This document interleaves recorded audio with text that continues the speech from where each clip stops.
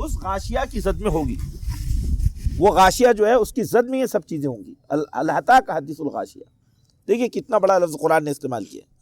یعنی گویا انسان کو یہ بتایا گیا ہے کہ اس پوری کائنات کے اندر کوئی چیز ایسی نہیں ہے جو انسان کی ٹیکنالوجی یا اس کے علم کی بنیاد پر اس کو اس سے بچا سکے.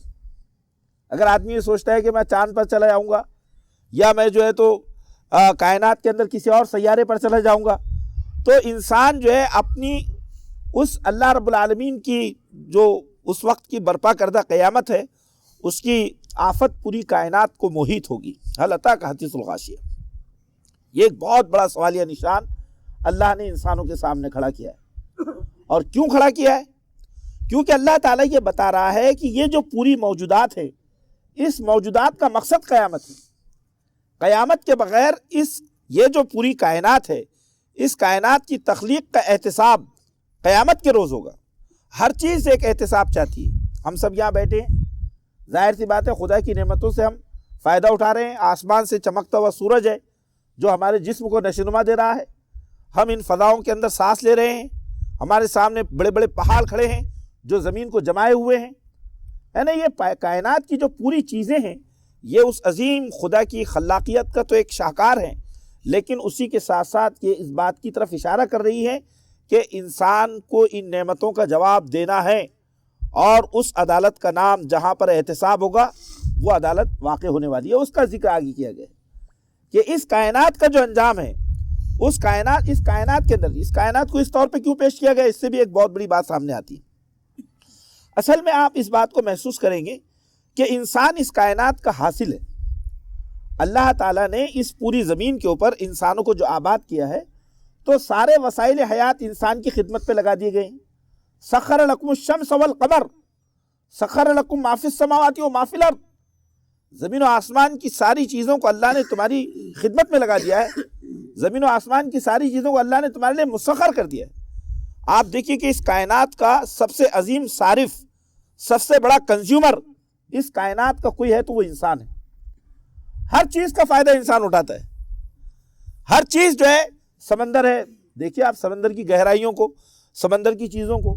بڑی بڑی مچھلیاں ہیں جو طاقتور ترین مچھلیاں ہیں، لیکن وہ انسان کے سامنے بے بس ہے.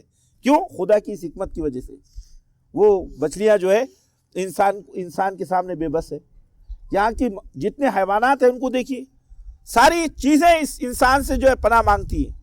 انسان ہر چیز کا، تو قرآن یہ کہتا ہے کہ یہ ساری جو نعمتیں ہیں یہ نعمتیں ایک وقت چھین لی جائیں گی، لیکن یہ نعمتوں سے کما حق و فیض حاصل کرنے والے، خدا کی شکر گزاری کرنے والے، زمین میں خدا کی مرضیات کے تابع جو لوگ ہوں گے وہ لوگ آخرت میں سرخرو اور کامیاب ہوں گے. اور جن لوگوں نے ان نعمتوں کو پا کر ناشکری کی، زمین میں سرکشی کی زندگی گزاری، زمین میں نفس کے غلام بنے رہے، وہ لوگ آخرت میں ناکام و نامراد ہوں گے. اسی حقیقت کو قرآن نے یہاں کی یہ جو سورہ غاشیہ ہے اس کی تمہید میں اسی کو پیش کیا ہے. کیا کہا ہے؟ حل اتی کا حدیث الغاشیہ وجوہ یومئذ خاشیہ. اس دن کچھ چہرے ایسے ہوں گے جو خاشیہ ہوں گے. خشاع کے معنی ہوتا ہے ڈرنا. خشاع کے آپ جانتے ہیں عربی لفظ ہے، لیکن یہاں خاشیہ کے اندر 3-4 معنی پائے جاتے ہیں. ایک معنی تو جھکے ہوئے ہونا، ایک معنی ہوتے ہیں ذلیل ہونا، اور ایک معنی ہوتے ہیں کہ بالکل لرزہ اور طاری ہو جانا. یعنی قیامت کے دن وہ لوگ جو زمین میں اپنے آپ کو خدا سمجھتے تھے اور سرکشی جن کا شیوا تھا، وہ کل اللہ کی عدالت میں جھکے ذلیل اور رسوا ہوں گے اور خدا کے سامنے جو ہے بے بس ہوں گے. وجوہ یومئذ خاشیہ عاملۃ ناصبہ. تھکے سے ہوں گے، یعنی ان کے جسم میں کوئی فریشنس نہیں ہوگی. ایسا لگے گا کہ گویا ان کو بہت بری طرح سے میدان حشر میں گھسیٹا گیا ہو. جس طرح سے ایک مجرم جو زنجیروں میں جکڑا ہوتا ہے اور جس طرح سے وہ بے بسی کے ساتھ، آج آپ دیکھیے کہ اس زمین کے اوپر انسانوں کی جو غلط استعمال ہے، ہم دیکھ رہے ہیں کہ کس طرح انسان اپنے اختیارات اور اپنے اقتدار کا غلط استعمال کر کے انسانوں پہ ظلم کر رہا ہے. تو اللہ تعالیٰ کی عدالت ایسے ظالموں کے لیے اس طرح کے وہاں پر مناظر ہوں گے. عاملۃ ناصبہ تسلا نارا حامیہ. اور یہ آگ میں جل رہے ہوں گے. اور کیسی آگ؟ وہ آگ جس میں جوش ہوگا. یعنی دیکھیے 2 طرح کی آگ ہو سکتی ہے. ایک آگ تو وہ ہے کہ جو بس جل رہی ہے، لیکن وہ آگ ایسی ہوگی کہ جس طرح سے انہوں نے دنیا میں سرکشی کی زندگی گزاری اور دنیا کے اندر رعونت کے ساتھ رہے، تو وہاں پر وہ آگ اسی انداز میں دہکتی ہوئی ان کو جلا رہی ہوگی، اسی انداز میں دہکتی ہوئی جلا رہی ہوگی۔ یہ کتنی پیاری بات ہے۔ علامہ اقبال کے ایک شعر کے اندر بڑی وہ بات ملتی ہے۔ علامہ کہتے ہیں کہ جب میں نے جنت اور جہنم کا عالم روحانی میں، عالم خواب میں سفر کیا، تو میں نے دوزخ کے داروغہ سے سوال کیا کہ ذرا مجھے جنت دوزخ بتائیے، اس کے مناظر بتائیے۔ وہ لے گیا تو کیا دیکھتا ہوں، اندھیرے ہیں، خوفناک وادیاں ہیں، گہرائیاں ہیں، اور کہیں بھی آگ اور اس کے شعلے نہیں ہیں، کہیں بھی آگ کی لپٹیں نہیں ہیں۔ تو پوچھا اس نے کہ وہ کہاں ہے جس کا ذکر قرآن میں ہے، تسلا نارن حامیہ اور یہ اور وہ؟ میں تو اسی کو دیکھنے کے لیے آیا ہوں کہ دنیا میں اتنے بڑے بڑے سرکش اور مجرم ہیں، تو ان کے لیے کس طرح کی جہنم تیار کی گئی ہے۔ تو علامہ اقبال نے جو جواب دیا وہ بڑا اہم، علامہ اقبال کو جو جواب دیا جنت کے دوزخ کے داروغہ نے کیا کہا؟ اہل دنیا یہاں جو آتے ہیں اپنے انگارے ساتھ لاتے ہیں، اہل دنیا یہاں جو آتے ہیں اپنے انگارے ساتھ لاتے ہیں۔ تو یہاں قرآن نے کہا عاملۃ ناصبہ تسلا نارن حامیہ تسقا من عین آنیہ، اور انہیں گرم پانی پلایا جائے گا، ایسا پانی، اس کے بارے میں آپ جانتے ہیں کہ کس طرح سے وہ پانی جو ہے ان کی آنتوں کو کاٹ دے گا۔ اور تسقا من عین آنیہ لیس لہم طعام الا من ضریع، اور ان کے لیے کانٹے دار کھانا ہوگا، پھل ہوں گے، زقوم کے پھل، ایسے کانٹے دار گھاس کہ جس کو کھانے کے نتیجے میں ان کے جو ہے منہ میں اور پیٹ میں سوراخ ہو جائیں گے اور وہ چیخیں گے۔ لیکن آگے قرآن نے یہ بھی کہا کہ لا یسمن ولا یغنی من جوع، یہ کھانا نہ ان کو موٹا کرے گا اور نہ ہی یہ کھانا ان کو جو ہے بھوک سے بے نیاز کرے گا۔ وہ مستقل بھوکے بھی رہیں گے اور اس کیفیت میں وہ کبھی مریں گے نہیں، یہ حالت ہوگی۔ اب آپ دیکھیے کہ اگر آپ دنیا میں ان سرکشوں کی زندگی کو دیکھیں تو یہاں پر محسوس ہوتا ہے کہ انہوں نے حرام مال کھائے، دنیا کا خون چوسا، اس لیے جہنم میں ان کے لیے زقوم تیار کی گئی۔ انہوں نے دنیا میں کیا کیا؟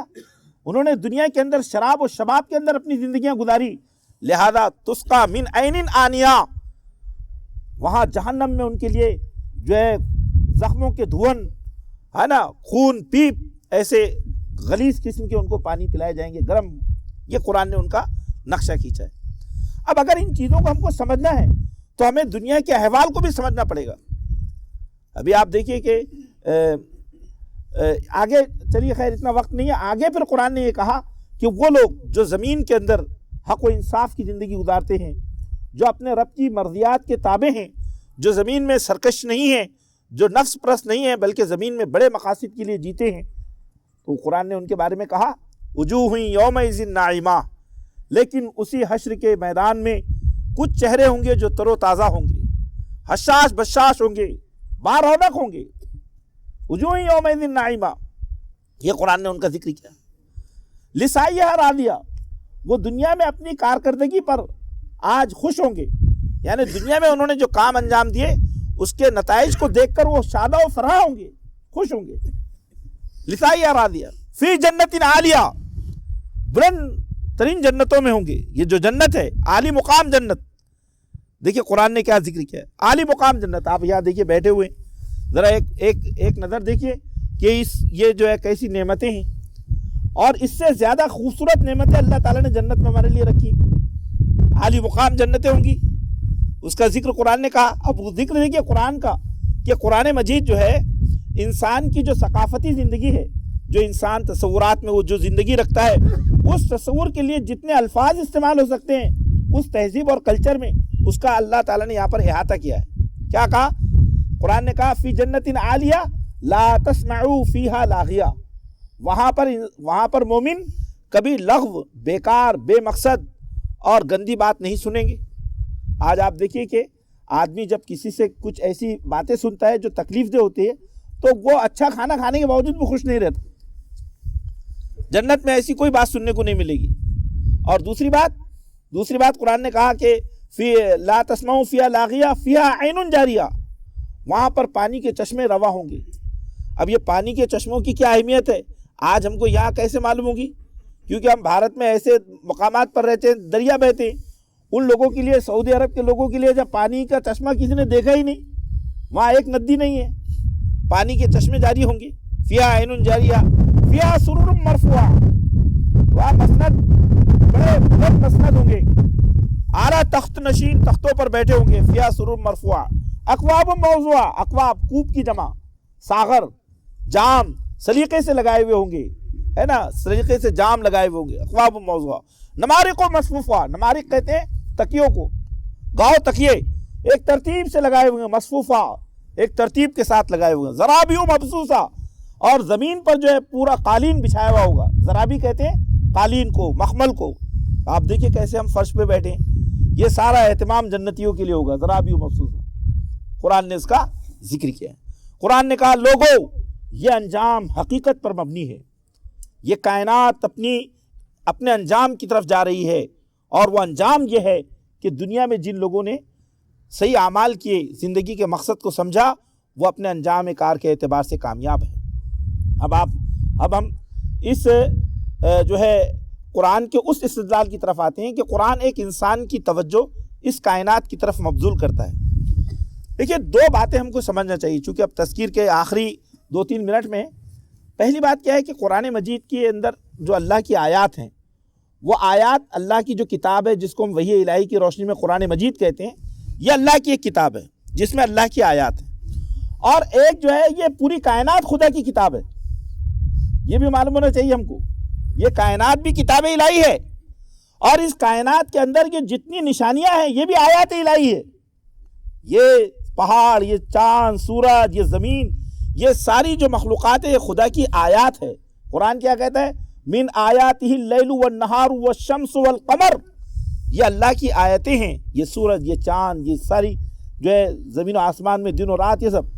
اب انہی آیتوں کی طرف قرآن متوجہ کرتا ہے کہ خدا کی یہ کائنات جو ایک کتاب ہے, اس کتاب کے اندر یہ اللہ کی آیات پر غور کرو.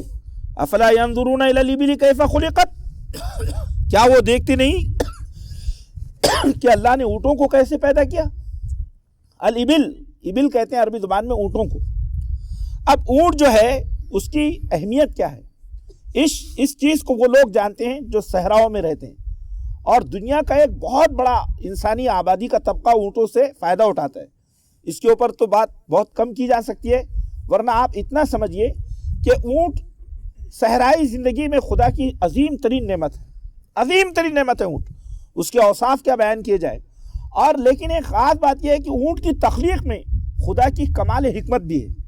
جو لوگ اونٹ کے قریب رہتے ہیں وہ جانتے ہیں کہ اونٹ کے اندر خدا کی حکمت کتنی ہے, کہ اتنے بڑے جانور کو اللہ تعالیٰ نے انسان کے لیے کتنا فیض بخش بنایا ہے.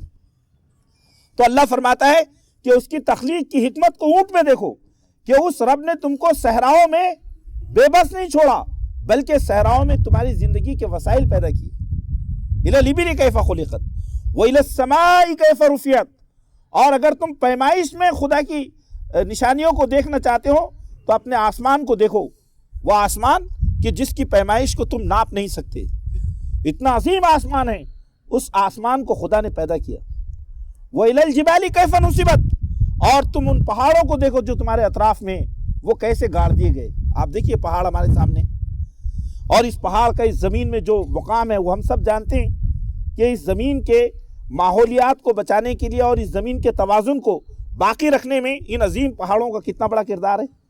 قرآن نے کہا ان پہاڑوں کو دیکھو, تو ان پہاڑوں میں کیا ہے, پہاڑوں میں خدا کی جو نشانی ہے وہ استقامت کی نشانی ہے, آسمانوں میں بلندی کی اور رفعت کی نشانی ہے, اور اونٹوں میں کس چیز کی نشانی ہے, اس کی حکمت تخلیق ہے. وَإِلَى الْأَرْضِ كَيْفَ سُطِحَتْ, اور زمین کو دیکھو کہ وہ کیسے ہموار کی گئی. آپ سوچئے زمین کتنی ہموار کی گئی. جو سائنسداں ہیں جنہوں نے جو اپنے چاند کی سطح زمین کو جانتے ہیں اور جو مریخ کی سطح زمین کو جانتے ہیں, ان کو یہ معلوم ہے کہ وہ غیر ہموار زمینیں ہیں. غیر ہموار زمینیں, ہماری زمینیں بہت ہموار ہے. اتنی ہموار زمینیں ہم کہ اس زمین کے اوپر جب ہم چلتے ہیں تو یہ زمین ہمارے لیے ہر جگہ سے موافق بنتی ہے. جبکہ آپ چاند پر 4 قدم اگر چلیں تو نہ جانے کہاں پر آپ جو ہے گڈھوں کے اندر چلے جائے, ایک عجیب قسم کا جو ہے ڈر وہاں پر اور خوف رہتا ہے. تو بتانا یہ ہے کہ قرآن نے زمین کی مثال کیوں دی, کیونکہ زمین اپنے آپ میں خود خدا کی ایک عظیم نشانی ہے کہ کیسے ہموار کی گئی, کس طرح سے جو اللہ تعالیٰ نے انسانوں کے لیے اس کو سازگار بنایا۔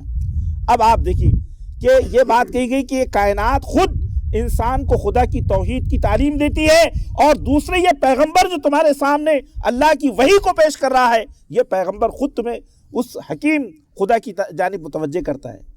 کیا کہا؟ قرآن نے کہا کہ اِلَى الْأَرْضِ كَيْفَ سُطِحَتْ فَذَكِّرْ إِنَّمَا أَنْتَ مُذَكِّرْ، اے نبی آپ تذکیر فرمائیے، یاد دہانی کیجیے، آپ کو اللہ تعالیٰ نے زمین میں ایک نصیحت دینے والا بنا کر بھیجا ہے۔ مَا أَنْتَ عَلَيْهِمْ بِمُسَيْطِرْ، آپ ان کے اوپر داروغہ نہیں بنائے گئے۔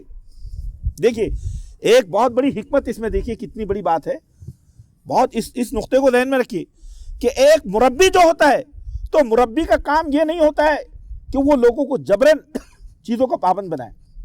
مربی کا کام یہ ہوتا ہے کہ وہ دل نشین انداز میں لوگوں کے سامنے خدا کی بات کو پیش کرے، مسیطر نہیں ہے۔ اب اگر ہمارے گھر میں ہم کو تربیت کا نظام دیا گیا، ہم وہاں مسیطر بن جائے، مسیطر یعنی جبراً اپنے فیصلوں کو نافذ کرنے والا، تو نتیجہ ہم یہ دیکھیں گے کہ تربیت کے مقاصد حاصل نہیں ہوں گے۔ ہمیں اس بات کی کوشش کرنا چاہیے کہ ہم اپنے مدعو کو یعنی جو دل سوزی ہے اور جو تذکیر کے آداب ہے اس کا خیال رکھتے ہوئے اس کی تربیت کریں۔ مَا أَنْتَ عَلَيْهِمْ بِمُسَيْطِرْ إِلَّا مَنْ تَوَلَّىٰ وَكَفَرَ، اے پیغمبر یہ تذکیر وہی لوگ قبول کر سکتے ہیں جن کے دل جو ہے ڈرنے والے ہوں، ورنہ جو تولا منہ پھیر لے، دیکھیں تولا منہ پھیر لے، کفر اور کفر کرے، ان کو یہ تذکیر فائدہ نہیں پہنچائے گی۔ الا من تولا وکفر فیعذبہ اللہ العذاب الاکبر، ایک عذاب اکبر کا یہ لوگ شکار ہونے والے ہیں۔ عذاب اکبر سے مراد وہ ہے دوزخ کا عذاب، اس کو قرآن مجید نے مختلف الفاظ سے قرآن نے اس کو بیان کیا۔ عذاب الاکبر ان الینا ایابہم، اے نبی ان کو چھوڑ دیجیے، ان کا ایاب یعنی ان کا پلٹ کر آنا ہماری طرف ہے۔ کتنی بڑی بات قرآن نے کہی۔ انسان چاہے جو کر لے، انسان چاہے کیسی ہی جدوجہد کیسی ہی کوششیں کر لے، لیکن بے بسی کے ساتھ وہ کھدیڑ کر اس رب کی طرف لایا جائے گا جس نے اس کو پیدا کیا ہے۔ انا الینا ایابہم، ہماری ہی طرف ان کا پلٹنا ہے۔ ثم ان علینا حسابہم، اور پھر ان کا حساب بھی ہمارے ذمہ ہے، ہم ان کا حساب لیں گے، ہے نا۔ آپ دیکھیں قرآن میں یہ جو انداز ہے جگہ جگہ استعمال ہوا ہے۔ سورہ انشقاق میں کیا کہا اللہ تعالیٰ نے؟ یا ایھا الانسان ما غرک بربک الکریم۔ سورہ انفطار میں کہا کہ اے انسان کس رب نے تجھے اپنے رب کریم کے بارے میں دھوکے میں ڈال دیا ہے۔ یا ایھا الانسان انک کادح الی ربک قدحا فملاقیہ، اے انسان تو دوڑتا ہوا کشا کشا اپنے رب کی طرف جا رہا ہے اور تو اپنے رب سے ملاقات کرے گا، اپنے رب سے ملے گا۔ تو رفقائے محترم، یہ جو سورہ ہے سورۃ الغاشیہ، یہ دلوں کو دہلا دینے والی سورت ہے۔ یہ ہمیں آخرت کی جوابدہی کے احساس سے جو ہے آراستہ کرتی ہے، اس کی طرف متوجہ کرتی ہے۔ آج اگر ہم اس سورہ کے مضامین پر غور کریں اور اپنے حالات کو دیکھیں کہ ہم خدا کی نعمتوں میں جو غرق ہو گئے اور انہی نعمتوں کو ہم نے ایسا سمجھا کہ بس اسی کا حصول اور اس سے لذت اندوزی ہی گویا ہماری زندگی کا مقصد ہے، تو یہی وہ بھول ہے جو انسان کو ہلاک کر رہی ہے۔ یہ ساری نعمتیں اس لیے بخشی گئی تھی تاکہ ہم خدا کے شکر گزار بنیں اور زمین میں خیر کے کام کریں اور انسانی دنیا کو منکرات سے روکیں اور معروفات کو زمین میں فروغ دیں۔ اللہ سے دعا ہے کہ اللہ ہم سب کو آخرت کا جو احتساب ہمارے لیے آسان بنا دیں۔ اللہم حاسبنا حسابا یسیرا، اے رب کریم آخرت کے حساب کو ہمارے لیے آسان بنا دے۔ اے رب کریم دنیا میں جتنے زندگی کے لمحات اور ہمیں جو بھی مواقع حاصل ہیں انہیں خیر کی خاطر استعمال کرنے کی توفیق عطا فرما اور شر سے ہماری حفاظت فرما۔ آمین یا رب العالمین۔ وآخر دعوانا الحمدللہ رب العالمین۔